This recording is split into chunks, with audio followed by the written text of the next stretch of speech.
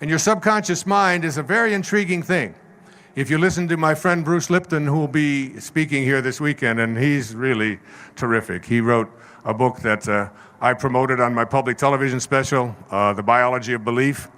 It transformed my life because it taught me that even our DNA, even our genetics, the science of epigenetics, is the science where we begin to realize that our thinking, our thoughts, our way of processing and perceiving the world can alter even our genes, our genetic structure. You think a little thing like leukemia is going to stop me when I know that I can change my genetic structure and alter that? That's like, it's just another one of those challenges. Your subconscious mind is where you do virtually all of the things that you do. Your subconscious mind, it gets programmed, and your subconscious mind, like I'm in London last fall, giving a lecture over there. They picked me up at the hotel, and I have to give a lecture across London, across town. And the guy who picked me up to take me to my talk was from Afghanistan. And he's driving a stick shift, one of those black cabs, okay? And he's got, 3 pedals and 2 feet, and going through traffic like you've never seen in London, if you've been in London. But he was whipping around through the different, and talking to me about the Pashtuns and what it was like and why the Taliban were doing what they were doing, and why I was taking notes. I learned more about Afghanistan than I ever did watching anything on television, all right? And 45 minutes later, we pull up there, and not once did the guy ever think about what he was doing. Not once did he think about where his feet were going. Not once did he. And you all do it the same. You get into your car, and who drives your car? Your subconscious mind. You're not thinking like you did when you first learned to drive. I taught driver education for 4 years. When I was first starting out, it was my second job. And you all know how to do this because your subconscious mind does the driving, right?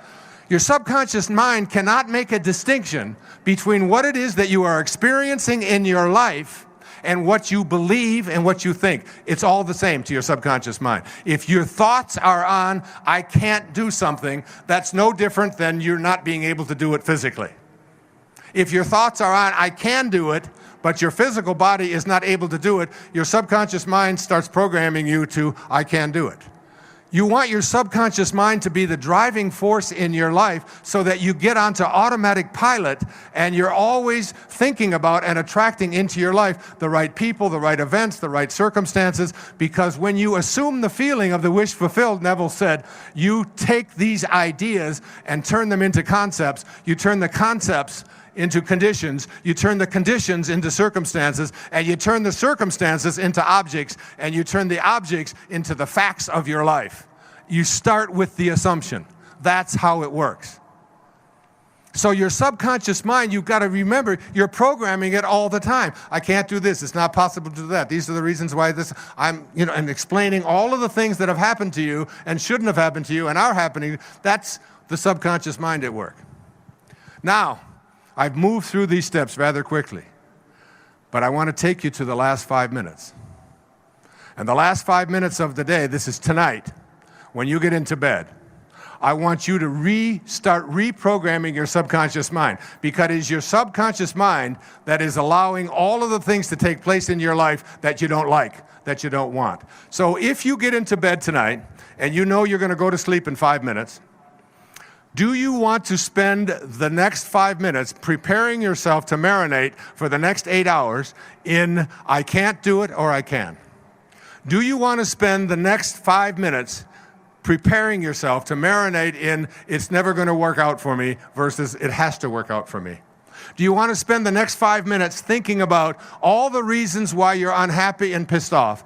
Or do you want to think about the next marinating in the things that are going to bring bliss into your life? Because if you spend the last 5 minutes of your life, of your night, getting ready to marinate in what can't be done, what is wrong, all the things that happened in the last 24 hours that you don't like, all the things that pissed you off about what he said and what she said and how that, and the traffic, and things are never going to work out. If you spend the 5 minutes preparing yourself to go in, because while you're sound asleep, your subconscious mind takes over. And you have 8 hours, you have 1/3 of your life to prepare yourself for how you're going to deal with the rest of your life. What is tomorrow going to look like? Well, if you program yourself as you go off to sleep, reminding yourself of all the things that you don't like, the universe is going to offer you experiences that match up to what you don't like and what you don't want and what is missing and what other people have and you don't. You don't want to use your mind to train your subconscious mind to act like that, because you will align with ordinary rather than with the superconscious.